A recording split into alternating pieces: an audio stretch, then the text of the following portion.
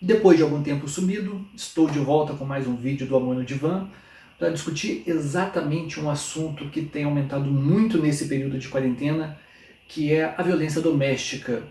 O número absurdo de violência doméstica crescendo nesse momento de isolamento, de quarentena. E aí eu trouxe o vídeo de hoje para a gente refletir um pouco mais sobre esse machismo e como é que o machismo se desdobra na violência contra a mulher. Confere aí.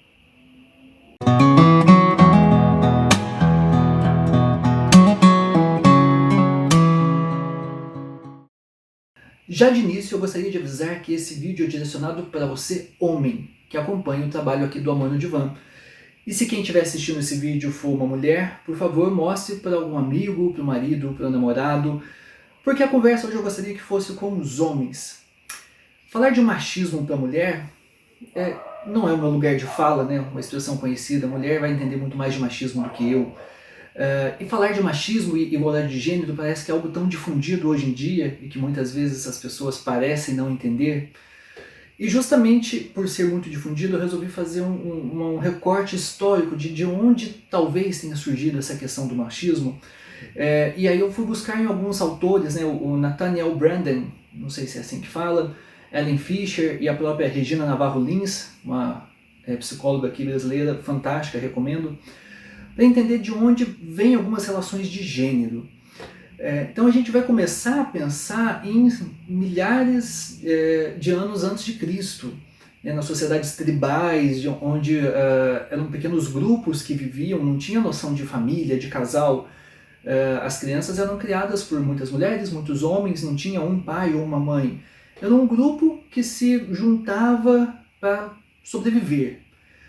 Os homens normalmente saíam para caçar, por questões de porte físico, serem mais fortes, e as mulheres ficavam por causa dos cuidados com as crianças, e por conta disso acabaram desenvolvendo mais a agricultura. E isso, estou tentando fazer um recorte assim, mas a gente vai acelerando para a gente conseguir dar conta da mensagem aqui no vídeo.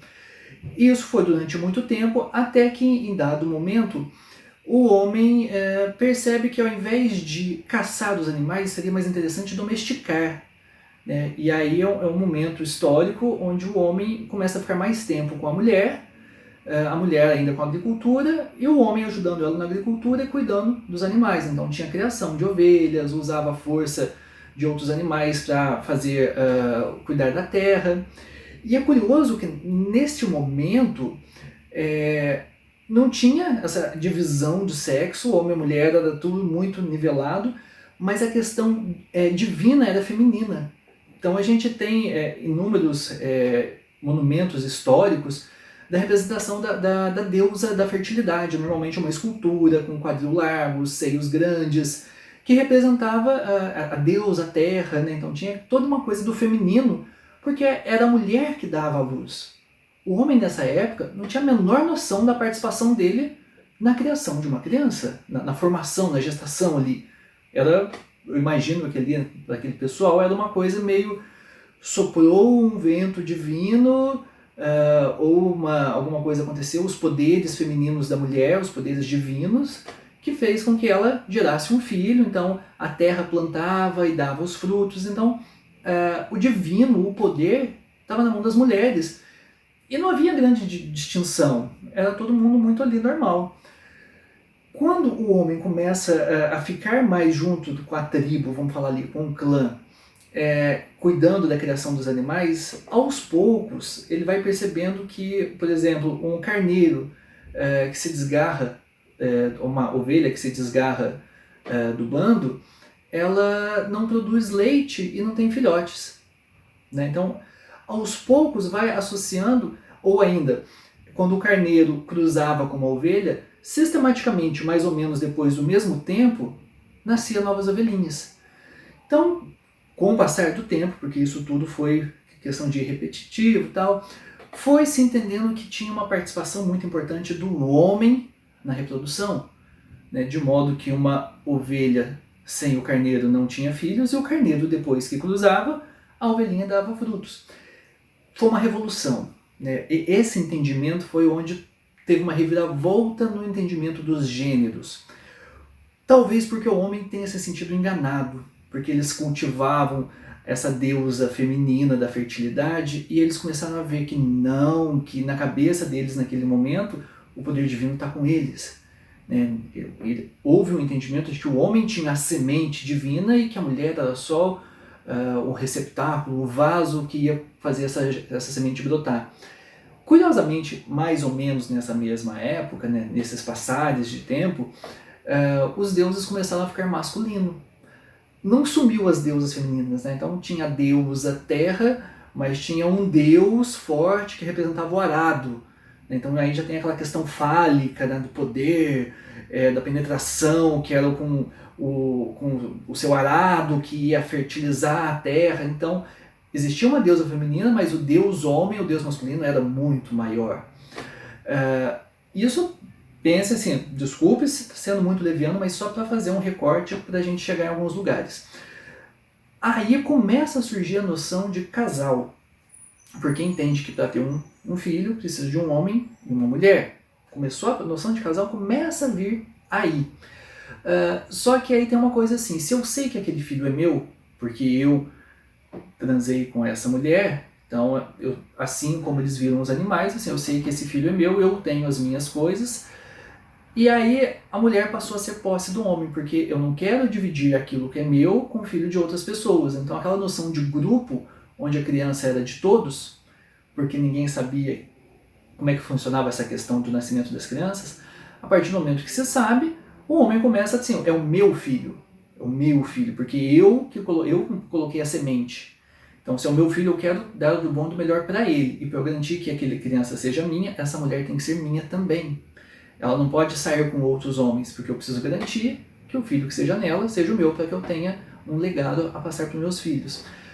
Percebam que como é que vai nascendo essa noção de mulher como propriedade, mulher como objeto. E isso, estou falando lá atrás, se qualquer momento histórico do nosso passado que vocês olharem, vocês vão ver que a mulher é um objeto, a mulher é uma propriedade. Em outros vídeos que eu falo do casamento, o casamento é por negócios, o homem casa com a mulher, ela tem que obedecer, ela tem que gerar filhos, filhos homens, porque filho homem, que era o certo, gerar filha mulher parece que era sinal de fraqueza.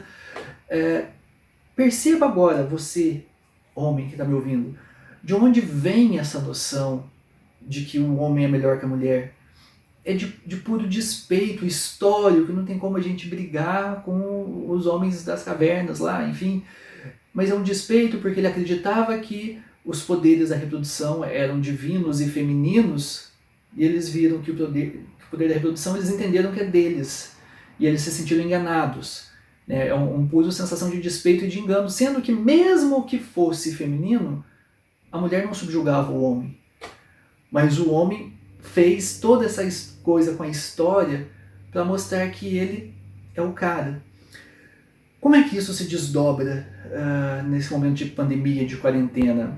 O Brasil é um país que tem índices de violência doméstica altíssimo, feminicídio. E quando a gente para pensar que esse homem está com a mulher trancado dentro de casa no momento de quarentena, de isolamento, a gente está expondo essa mulher a esse dono, esse alguém que pensa que é o dono dela, o tempo todo.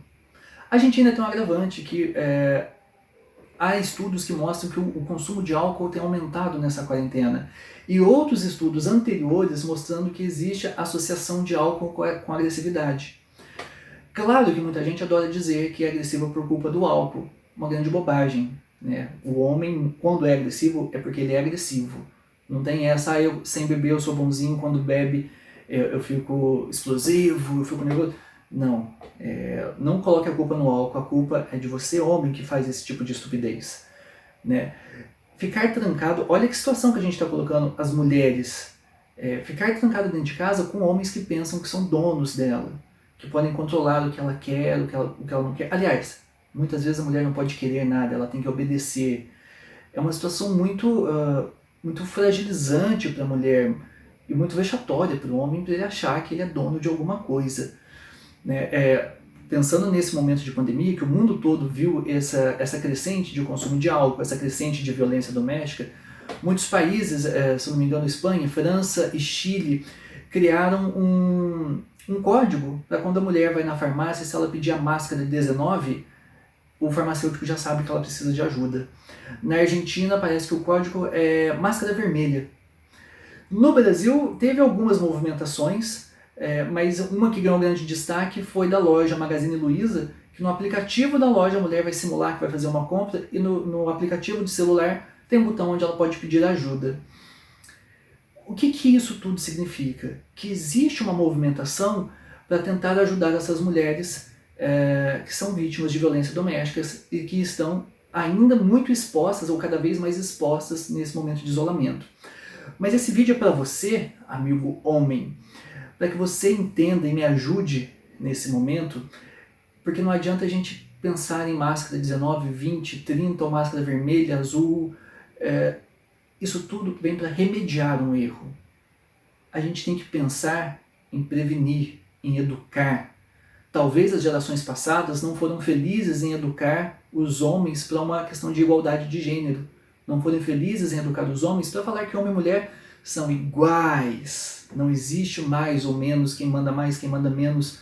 Os dois não mandam nada, os dois mandam tudo. Não existe isso. Talvez porque as gerações passadas também foram educadas assim, enfim. Mas em algum momento essa roda, esse ciclo deve ser quebrado, essa roda deve parar de girar. Então o vídeo é para você, para que você me ajude quando educar os nossos filhos, ou mesmo nos autoeducarmos, para a gente ficar atento nas nossas ações. Quantas e quantas vezes a gente replica algo que está automático e não percebe. Então a gente precisa estar atento cada vez mais e educar as crianças e os jovens, os nossos amigos, que machismo é crime, violência doméstica é crime, é estupidez, é despeito de um momento onde o homem se sentiu enganado lá atrás na história. Até quando a gente vai repetir essas dores dessa enganação? Vamos mostrar que a gente é maior que isso, vamos mostrar que a gente consegue tratar das mulheres iguais, porque é esse tratamento que elas merecem. Tá bom? Conto com a ajuda de vocês. Até o próximo vídeo.